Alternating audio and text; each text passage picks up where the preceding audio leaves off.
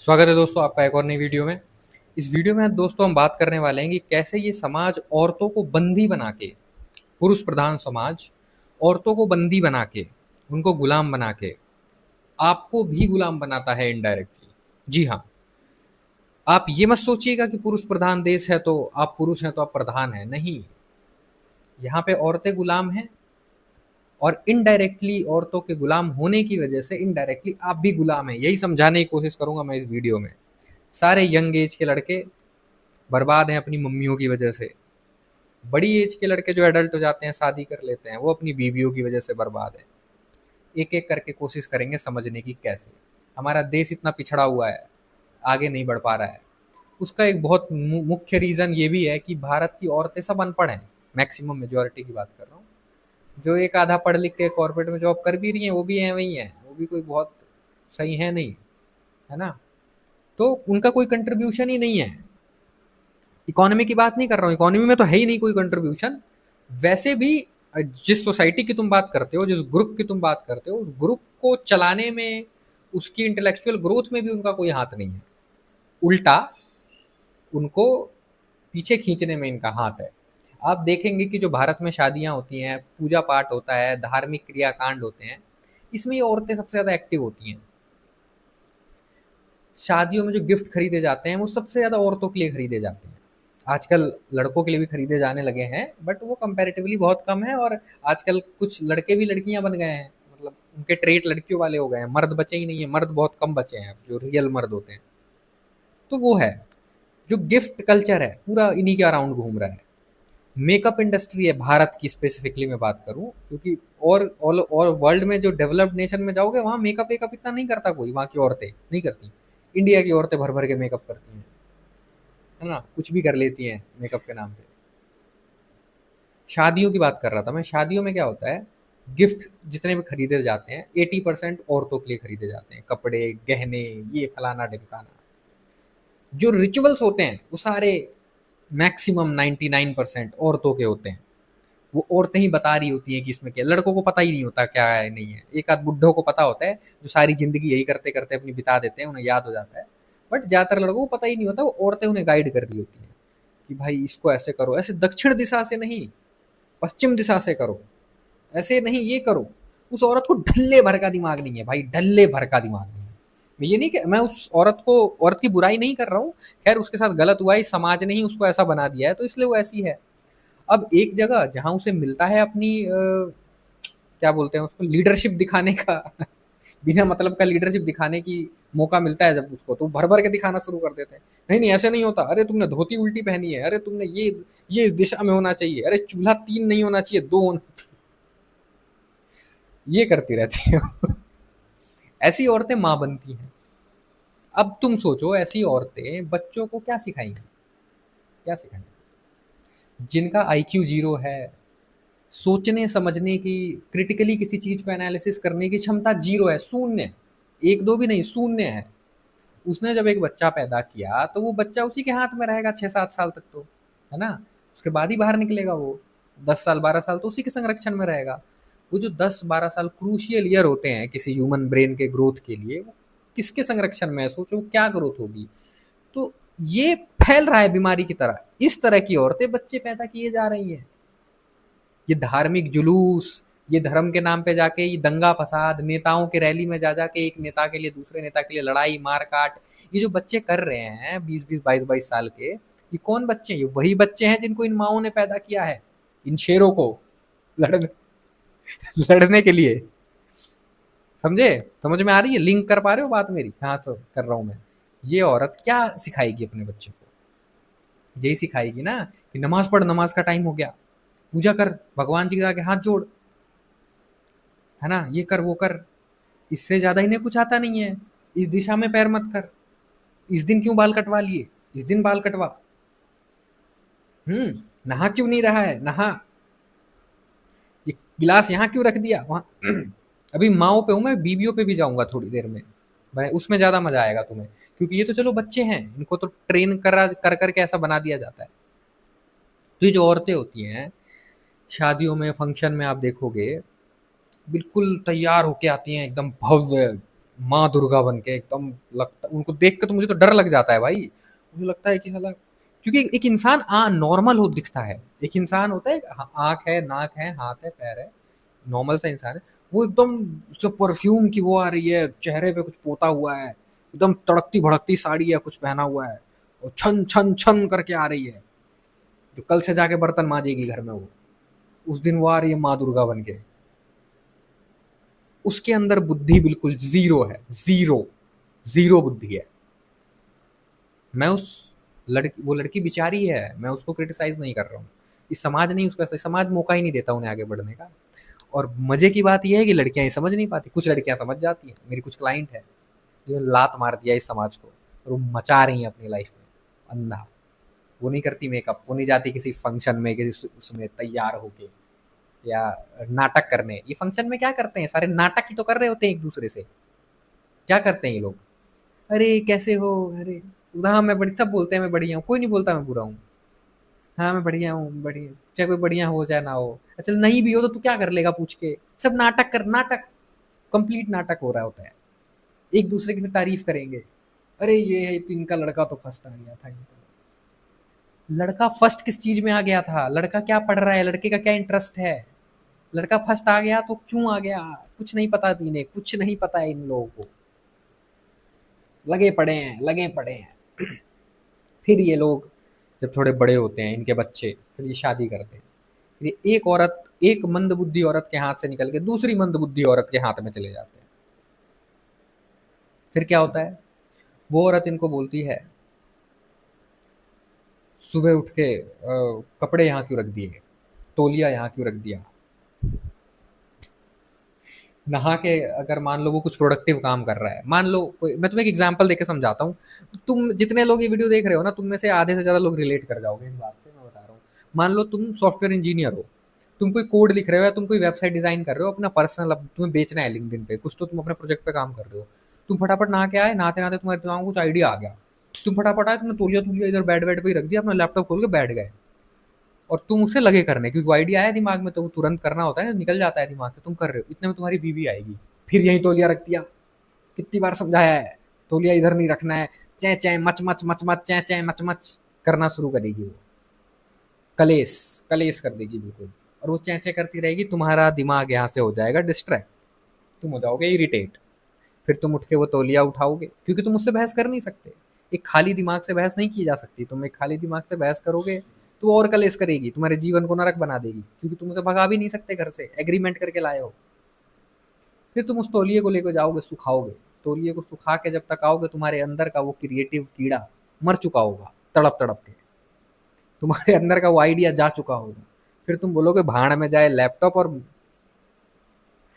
भाड़ में जाए आइडिया, बंद करोगे तुम अपना वही कपड़े प्रेस व्रेस, ये सब, इन चीजों में फंस के रह जाओगे। क्यों? क्योंकि तुम गलत एसोसिएशन में हो, गलत सराउंडिंग में हो। मैं क्यों कहता हूं तुम्हें समाज छोड़ने के लिए, बारीकियों में बात करेंगे हम वीडियोस बना के आज के बाद से। समझ रहे हो ये कितनी एक एग्जाम्पल दिया है मैंने, ये चीज अगर रोज हो तुम्हारे साथ, तुम कुछ करना, अकेले रहने का फायदा यही होता है। या पार्टनर चुन भी रहे हो तो ऐसा पार्टनर चुनो जो तुम्हें सपोर्ट करे, अपलिफ्ट करे। ये ना बोले कि गिलास तुमने चाय पी के 45 डिग्री के एंगल पे क्यों रखी है, इसको 90 डिग्री पे एंगल पे होना चाहिए था, मेरी मम्मी बोलती थी ऐसा। अब तूने 45 डिग्री पे रख दिया है ना, अब देख मैं कलेश करूंगी, वो कलेश शुरू कर देगी, तुम कुछ नहीं कर पाएगा भाई, तू अपनी लाइफ में कुछ नहीं कर पाएगा। Yes, I am talking to you, कुछ नहीं कर पाओगे लाइफ में। ये छोटी छोटी चीजें ही डिसाइड करती हैं कि आपका अगला दिन कैसा होगा, अगला महीना, अगला साल कैसा होगा, और आपका आने वाला पूरा जीवन कैसा होगा, कैसा बीतेगा। एक तो आप पैदा अगर हुए हो भारतीय समाज में, इन्होंने तो ऐसे ही तुम्हें दाल रोटी खिला खिला के, कार्ब वाला खाना खिला खिला के तुम्हें मानसिक रूप से कमजोर बनाया, इस सिस्टम ने बनाया है। ऐसा मत सोचना कि यहाँ पे कुछ दिक्कत है, या यहाँ पे कुछ उसकी कमी है, किसी चीज़ की कमी नहीं है। ये डेलिबरेटली किया जाता है सिस्टम के द्वारा, डेलिबरेटली करते हैं ये नेता। ये 1947 के बाद ये कर नहीं सकते थे क्या? सही नहीं कर सकते थे? जब हरित क्रांति आई, ग्रीन रेवोल्यूशन, जब गेहूं का प्रोडक्शन बढ़ाया, है ना, तब इन्हें पता नहीं था क्या कि गेहूं का प्रोडक्शन बढ़ाएंगे तो क्वालिटी गिरेगी? पता था ना इन लोगों को। तो गेहूं का प्रोडक्शन बढ़ाने की बजाय इन्होंने पॉपुलेशन कंट्रोल पे क्यों नहीं ध्यान दिया? या फिर गेहूँ का प्रोडक्शन चलो फॉर अ टाइम बीइंग बढ़ाने की ज़रूरत भी थी, तो बढ़ाया, तो उसको अगले 1-2 साल में कंट्रोल क्यों नहीं किया? ये क्यों नहीं बोला, उस पे रिसर्च क्यों नहीं हुई कि हम जब कल्टीवेशन इतना बढ़ा रहे हैं तो अनाज की क्वालिटी खराब हो रही है। चलो ये तो बहुत पहले की बात कर रहा हूँ मैं, है ना? अंग्रेज़ों के टाइम की। अभी भी हर चीज़ की क्वालिटी खराब है, हर चीज़ की क्वालिटी खराब है। तुम कहाँ बात कर पाते हो? तुम कहाँ बोल पाते हो? पता है क्यों नहीं बोल पाते हो? क्यों नहीं बात कर पाते हो? क्योंकि तुम इन्हीं चीज़ों में फँसे हुए हो, और इसका मुख्य रीज़न है भारत की औरतें, जो कि बिल्कुल मूर्ख होती हैं। एकदम ज़ीरो आईक्यू होता है, खाली दिमाग होता है। और कमाल की बात ये है कि जो एक आधे लोग कोशिश करते हैं, तुम देखो ना, जितने बड़े लोग हैं जो चेंज लेके आए हैं, रिवॉल्यूशन लेके आए हैं, वो सब अकेले रहते थे, सब अकेले रहे हैं, या किसी ऐसे एसोसिएशन में या किसी ऐसे पार्टनर के साथ रहे हैं जिन्होंने एक दूसरे को अपलिफ्ट किया है, जिनके लाइफ का उद्देश्य तौलिया सुखाना, बर्तन मांजना, टाइम पे सो जाना, टाइम पे उठ जाना नहीं है। वो समझ चुके हैं कि ये सब बकलोली है, कुछ नहीं है। उनके लाइफ में उन्होंने कुछ और सेट कर लिया है अचीव अचीव करने के लिए, तो उन्होंने किया, लेके आए चेंज। तुम नहीं लेके आ पाओगे चेंज। तो तुम्हें सबसे पहले क्लियरिटी की ज़रूरत है। अगर तुम एक ऐसे इंसान हो, तुम्हें लग रहा है कि भाई इतना प्लान किया था, कर रखा है, इतना कर रहा हूँ, कुछ कर क्यों नहीं पा रहा हूँ, वो इसलिए नहीं कर पा रहे हो। इन फंक्शंस में जाके, शादियों में जाके, जहाँ तुम फंस जा रहे हो, तुम कितने भी इंटेलेक्चुअल हो, तुम्हारा आईक्यू कितना भी हाई हो, तुम फंस जाओगे। क्योंकि इस भीड़ की एक खूबी होती है, एक ट्रेट होता है कि ये एक इंडिविजुअल को अपने जैसा बना लेना चाहती है, और बना लेती है, पूरा प्रयास करती है बना लेने की, और इसमें रहते हुए इससे बचना ऑलमोस्ट इम्पॉसिबल है। ऑलमोस्ट। तुम बहुत ही कुशाग्र बुद्धि के होगे जो इनके बीच में रहते हुए बच जाओगे, कमल के फूल की तरह, जो कीचड़ में रहते हुए भी अनटच्ड रहता है। बट वैसा पॉसिबल नहीं होता, तुम कहीं ना कहीं से तुम्हारे ऊपर इन्फेक्शन आ ही जाएगा। तो जब तुम अगर कोई भी ऐसी फंक्शन में जाके अटेंड कर रहे हो, तो वहाँ ऑब्जर्व करना कि लोग क्या कर रहे हैं, उसमें विलीन मत हो जाना। बहुत लोग इस तरह बोलते हैं, यार इंजॉय करो ना, इंजॉय द प्रोसेस। क्यों भाई, क्यों इंजॉय करें? क्यों आंख बंद करके नहीं इंजॉय करना है भाई? इंजॉय तो शराब पी के भी होता है, फिर तुम शराब पी के इंजॉय करो, नाले में गिर जाओ शराब पी के, वो भी तो इंजॉयमेंट है। इंजॉय करो, इतना क्यों सोच रहे हो? अगर कोई इंसान ऐसा बोलता है तो तुम उसे ये बोलो कि अगर तुझे सिर्फ इंजॉय ही करना है तो तू शराब पी के इंजॉय करना भाई। तुझे बेहोशी में ही इंजॉय करना है तो वो सबसे बढ़िया जुगाड़ वही है। तू एक फंक्शन में जाके, एक धार्मिक क्रियाकांड में, पूजा पाठ में, है ना, या मुस्लिमों में जो नमाज वमाज के एक्टिविटीज़ होती हैं उसमें, जो उनके फ्राइडे को गैदरिंग्स होती हैं, क्यों जा रहे हो तुम उनमें? क्यों जा रहे हो? वो भी एक तरह का नशा है, बेहोशी है। धर्म से बड़ा नशा कुछ नहीं है भाई। और इस नशे को इतने आगे क्लासिफाई कर दिया है, इतने टुकड़ों में बांट के तुम्हारे दिमाग में भरा है कि तुम्हारे दिमाग में वो परत दर परत चढ़ गई है, चर्बी जम गई है इतनी मोटी। उसे उतारना बहुत मुश्किल है, कठिन काम है जो मैं कर रहा हूँ। पता नहीं कर पाऊंगा कि नहीं कर पाऊंगा। एनीवेज, तो मैं अपने टॉपिक पे आता हूँ वापस।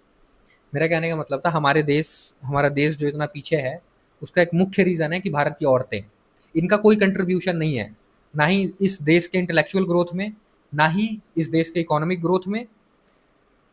इसके लिए हम लड़कियों को ब्लेम भी नहीं कर सकते, क्योंकि उनकी भी गलती नहीं है। इस समाज का सिस्टम ही ऐसा है कि उसे बढ़ने ही नहीं दिया। आप देखो, आपकी दादी, आपकी मम्मी, सबने क्या किया है जीवन भर? घर गृहस्थी के काम किए हैं, छोटा मोटा किसी की मम्मी ने ट्यूशन पढ़ा लिया होगा, या कहीं इधर उधर जाके छोटा मोटा काम कर लिया होगा, उससे नहीं होता। इसको अपने फुल पोटेंशियल यूज करना नहीं बोलते हैं। पूरा देश एक चीज के पीछे पागल है,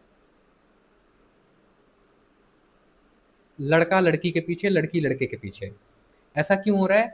क्योंकि एक इमोशन को सप्रेस करके रखा है इस देश ने। हम क्यों नहीं, हम मिक्सी होती है ना जिसमें मसाला पीसते हैं, वो भी हम बाहर से मंगाते हैं भाई, वो भी चाइना से और जापान से हम इम्पोर्ट कर रहे हैं। मिक्सी कुछ नहीं होता उसमें, वो मोटर होती है और ब्लेड घूम रही होती है। ये तक नहीं बना पा रहा है तुम्हारा देश भाई। सोचो क्यों नहीं बना पा रहा? कहाँ बिजी है इस देश का युवा? 150 करोड़ लोग, 200 करोड़, सॉरी, 200 करोड़ है मेरे हिसाब से। कहाँ बिजी है ये 200 करोड़ लोग? क्या कर रहे हैं? ये मिक्सी नहीं बना पा रहे हैं।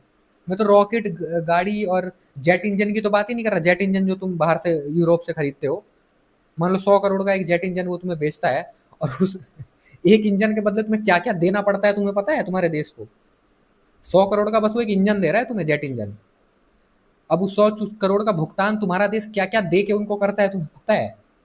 क्या क्या दे देता है तुम्हारे मंत्री वंत्री जाके उनको? सोच भी नहीं सकते भाई, कभी रिसर्च करना इस बारे में। तुम लोग सिर्फ एक प्रोडक्ट बन के रह गए हो, कोई क्वालिटी ऑफ लाइफ नहीं है, तुम्हारे दिमाग की कोई क्वालिटी नहीं है। उसका रीज़न है ये समाज, ये धर्म, इस धर्म की बनाई हुई नीतियाँ, सब को उठा के बाहर जब तक नहीं फेंकेंगे, ये देश ऐसे ही गर्त में जाता रहेगा, फंसे रहोगे। और इस देश को अपलिफ्ट करना है तो लड़कियों को आगे लाना पड़ेगा।